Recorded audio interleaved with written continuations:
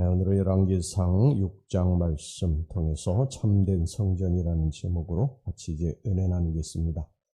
솔로몬은 이스라엘의 왕이 된 지 4년 15월에, 즉 유대 종교력으로는 2월, 오늘날의 태양력으로 하면 4월, 5월에 본격적인 성전 건축을 시작했습니다. 그런데 1절 말씀 보겠습니다. 이스라엘 자손이 애굽 땅에서 나온 지 480년이요. 솔로몬이 이스라엘 왕이 된 지 4년 15월, 곧 둘째 달에 솔로몬이 여호와를 위하여 성전 건축하기를 시작하였더라.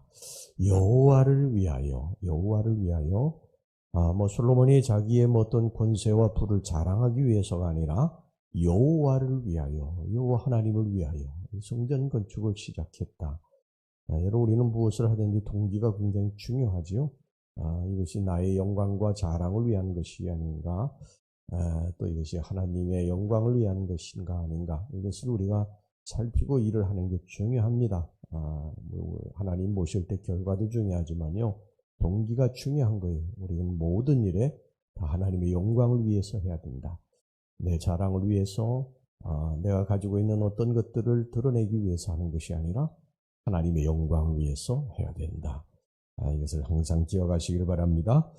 이 솔로몬이 이제 성전 건축을 시작을 했는데, 부친 다윗을 이어서 이스라엘의 왕에 오른 솔로몬이 처음 3년 동안은요, 이 두로 왕 히람과의 협정을 통해서 백향목, 또 잣나무, 석재, 역군 등 성전 건축에 필요한 제반, 물적, 인적 자원을 준비하고 비축하는 데 보냈습니다. 그리고 성전 건축을 위한 만반의 준비가 갖춰지자 마침내 출애굽한 지 480년이 됐네요. 솔로몬 통치 4년째에 솔로몬이 이제 성전 건축의 대역사를 착수했습니다.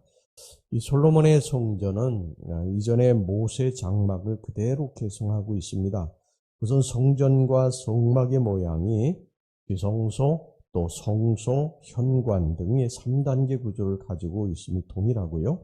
그리고 성전 내외의 모든 기물들 역시 그 본래 용도에 있어서 아무런 변함이 없습니다. 다만 솔로몬 성전은 당시에 발전된 이 사회적 필요를 쫓아서 그 규모가 커지고 그리고 그 양이 확대되었을 뿐입니다. 그래서 솔로몬 성전은 이전 모세의 성막에 비해서 그 규모가 꼭 2배로 확장됐고요. 모세의 성막에서는 없던 낭실, 즉 다락방이나 표창, 즉 창문이 더해졌습니다. 그리고 성전의 바깥벽에 잇대어서 3층 구조 건물에 30개 골방들을 지었습니다. 이 골방들은 뭐 하는 거냐면요, 제사장들이 제사 예복을 갈아입고 제물을 먹고 제물들을 보관하고, 또 성전에서 봉사하는 제사장들이나 레위인들의 이 거처 장소로 사용이 됐습니다. 이 3층 건물의 이 골방은 이 나사 모양의 사닥다리로 오르내릴 수 있도록 만들어졌습니다. 그리고 석조 건물을 짓고 있는 이 솔로몬 성전의 건축 현장에서는 철연장 소리가, 철소리가 전혀 들리지 않도록 했습니다. 그 이유는 모세 율법의 정신을 쫓아가지고 피 흘리는 철연장의 소리를 배제함으로써 하나님과 인간 사이의 평화의 상징, 화목의 상징인 이 성전을 건축 과정에서조차 거룩하고 평화롭고 정숙하게 유지하고자 했기 때문입니다. 하지만 이 모든 성전 건축 과정에서 반드시 잊지 말아야 할 사항이 있었어요. 그것은 솔로몬이 성전의 외형 공사를 다 마친 후에 하나님께서 솔로몬에게 나타나셔가지고 특별히 당부하신 말씀 속에 잘 나타나 있습니다. 오늘 여기 본문에 열왕기상 6장 11절에서 13절까지 말씀 보겠습니다. 여호와의 말씀이 솔로몬에게 임하여 이르시되, 내가 지금 이 성전을 건축하니 내가 만일 내 법도를 따르면 내 율례를 행하며 내 모든 계명을 지켜 그대로 행하면 내가 네 아버지 다윗에게 한 말을 내게 확실히 이룰 것이요, 내가 또한 이스라엘 자손 가운데 거하며 내 백성 이스라엘을 버리지 아니하리라 하셨더라. 하나님이 그 성전 건축 외형을 마치고 나타나셔가지고 하신 말씀은 어떤 성전 건축의 시술을 이렇게 해야 된다. 또 공사 진척은 조금 멈추든지 아니면 또 언제까지 마쳐야 된다. 이런 말씀을 하는 것이 아니에요. 그것은 바로 그 성전 안에서 행해야 될 일들. 성전을 지금 이제 아름답게 짓고 있는데 그 성전을 다 짓고 나서 그 성전 안에서 행해야 될 일들에 대한 말씀이었습니다. 그것은 뭐냐면 여호와의 법도와 율례와 계명을 지켜 행하라는 것이었어요. 하나님이 중요시 여겼던 것이 바로 그것입니다. 성전 외형 건축을 얼마나 화려하게 백향목을 어디에 쓰고 이 석조 이 건물을 어떻게 짓고 이런 것이 아니고 내가 성전을 다 짓고서 그 성전 안에서 어떻게 해야 될 것이냐, 어떤 삶을 살아야 될 것이냐, 그것을 하나님 말씀하셨어요. 하나님이 정말 중요하게 생각하는 게 무엇인가 하는 것을 우리가 알 수가 있죠. 성전만 웅대하고 화려하게 건축해 놓고 그 성전에서 하나님의 말씀을 지켜 행하지 아니하면 그것은 하나 덩치 큰 건물 덩어리일 뿐 하나님의 임재와 축복의 장소가 될 수가 없습니다. 성전을 건축함에 있어 솔로몬은 무엇보다도 이 사실을 깊이 명심해야 됐습니다.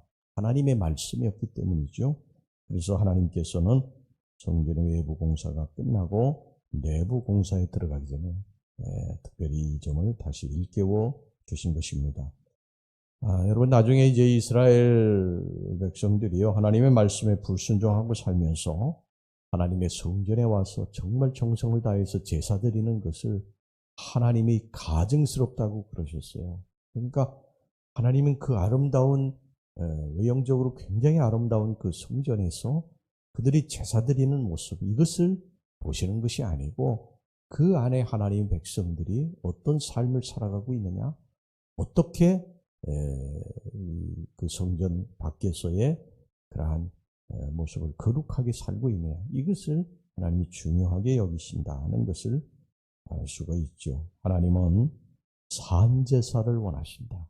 성전 안에서 우리가 하나님 앞에 어떤 제사의 모습, 예배의 모습, 겉모습, 외형적인 모습, 이런 것을 원하는 것이 아니라 우리의 삶의 현장에서 우리의 입술과 우리의 마음, 또 우리의 행동 하나하나가 하나님 앞에 제사드린 아름다운 거룩한 모습으로 드려지는 것, 이것을 하나님이 진짜로 원하시는 삶이라고 하는 것입니다.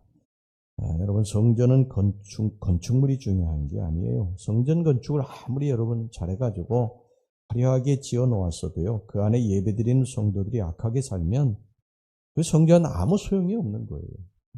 사실 여러분, 성전이라고 하는 것은요, 이런 건물 자체를 의미하는 것이 아니라 우리 한 사람 한 사람을 성전이라고 그렇게 부릅니다. 예수님이 부활 승천하시고 성령을 보내시면서 그 성령이 너희 안에 영원히 너희와 함께 할 것이라고 말씀하셨어요. 그래서 우리 안에 성령님이 계시기 때문에 우리 안이 바로 성전이라는 게, 성전.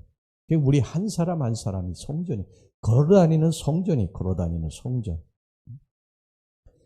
이 걸어다니는 성전인 저와 여러분들, 이 하나님께서 불러내신 이 에클레시아, 거룩한 무리들이 예배드리기 위해서 모인 그 건물이 바로 교회인 것입니다. 여러분, 이 건물에 술 먹기 위해서 사람들이 오면은 여기는 교회가 아니고 술집이 되는 거예요. 우리 하나님 믿는 백성들이 성령님을 모시고 우리가 가는 곳이 교회인 줄로 믿습니다.